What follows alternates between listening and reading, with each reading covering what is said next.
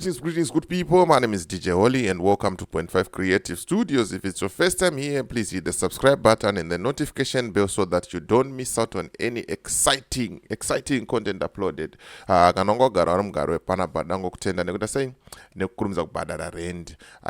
Thank you very much for supporting. Thank you very much.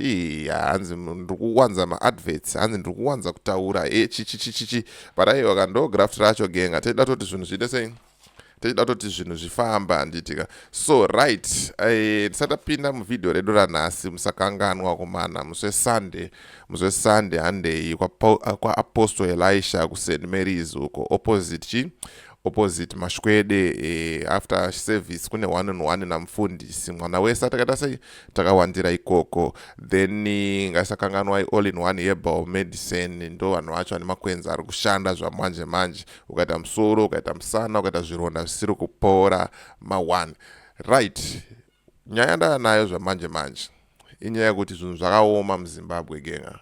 Zvaoma kudaro ende vanhu vari shandisirwa advantage nemaporofita neng'anga vachiitiswa zvinhu zvese. Saka panapa ndine video randinaro randoda kukuratidzai tokurukura nyaya idzi kuti yes, it's good to believe maporofita, it's good to believe kunana madzibaba, it's good to believe mung'anga dzako, but ukaenda ikoko uri desperate, people they take advantage. Saka rega tiplay a video randinaro remukomana Akazoreswa Tsvina Yemunhu achinzi abatwe nemapurisa but akazongobatwa. So let's play the video and then turn out alpha. The video. Yes, here we go. Ndazogara ndazoti hama iguru chooneka inda kuda kudzokera chi kumba kwangu ndidzokere kumba uko kuti ndidzokere kumba manje sofa zvinonetsa pakuda kuti timboende kumaporofita manje ane power chairo timbodzime chi mhepo iyi kana ndikabatwa nemapurisa nyaya yacho isazonyanye kuita huremu mustereki. Right, zvanga zvaitika pamukomana uyu. Mukomana uyu angauraya munin'ina wake vaita kusawirirana, then akamba azotiza pamba, atiza pamba amboenda kune imwe nzvimbo mbazoenda kumusha kwemukadzi wake. Saka izvo zvakutaura ndauda uchidzokera kumba kunoita sei kune mupana wake kwaangauraya mupana wake kwanga kune nhamo kwakwe. Saka ndo patangira nyaya yedu ipapa.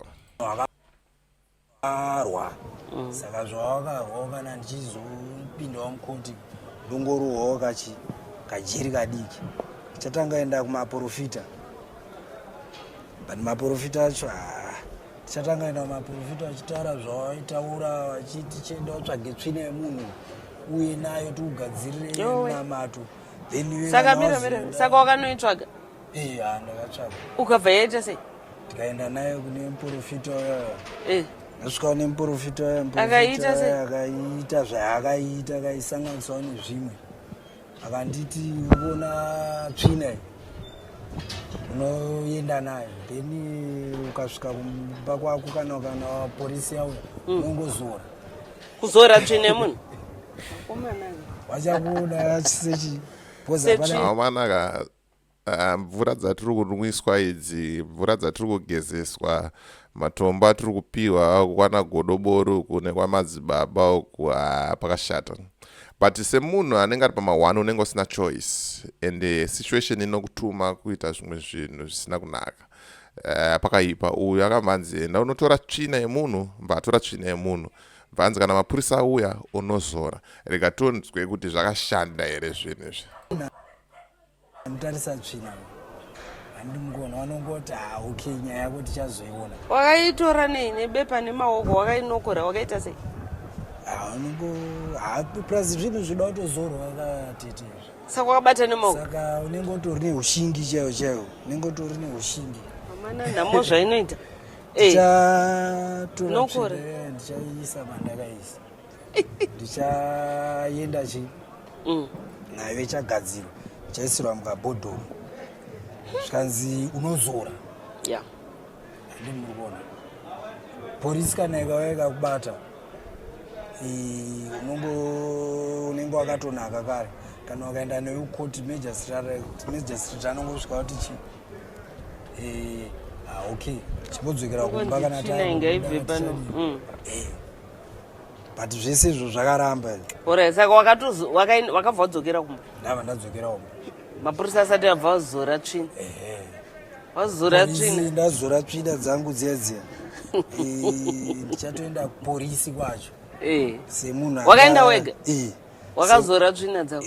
Right. semunhu anga achiziva zvinhu zvake tichasvika paporisi uri kuona mana panapa the level of trust munhu aibhilivha muchinhu kuti aiwa inini zvandatozora Tsvina Yemunhu so ndikaenda kuporisi ndichangononzi 2 minutes otonzi aiwa uyu baya zvake ma1 apo kumaprofita unenge wakabhadhara futi mari yekuwanda ka onzi sini riri kunoshanda wozonodai so yesh pakashata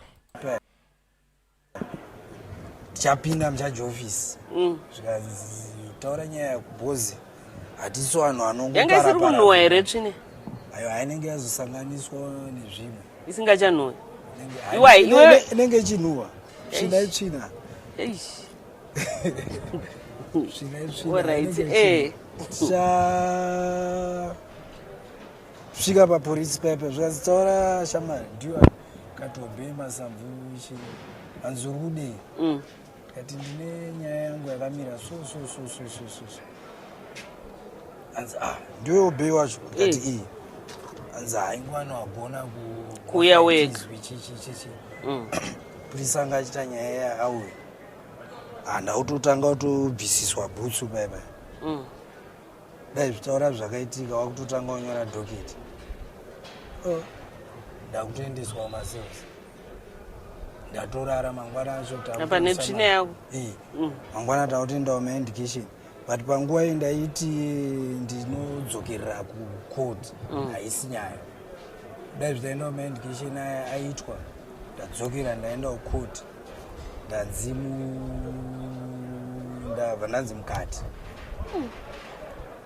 dai ndatomukati zvinhu zvatodhanga chii manje apo but panguva iyi manje pandazosungwa apo mai wangu right ndo nyaya yanga ndangoti ndikuigirei zvamanje so muri kungoona hama dzinodikana zvinhu zviri kuitika izvi vanhu vakaomerwa ende maprofita mazhinji ng'anga zhinji they are taking advantage of the situation vari kubira vanhu vari kumbunyikidza vanhu vari kuvaitisa zvinhu zvisina kunaka kuburikidza nekuti vanhu vanenge vakaomerwa uyu akazoreswa Tsvina Yemunhu akazosvika pakutozotongwa akapiwa makore ake mujeri pakashata saka ndingouyawo kwamuri as a way to encourage you kuti amana nyange zvaoma sei zvaita seka pane zvimwe zvinhu zvekuti at least unofanira kuona kuti aiwa apa ndakuitiswa apa ndakuda kubirwa mari apa tongochangamuka wanditika so as for me DJ Holy zvamanje ndokutenda ine time yekuona kwamaita nditika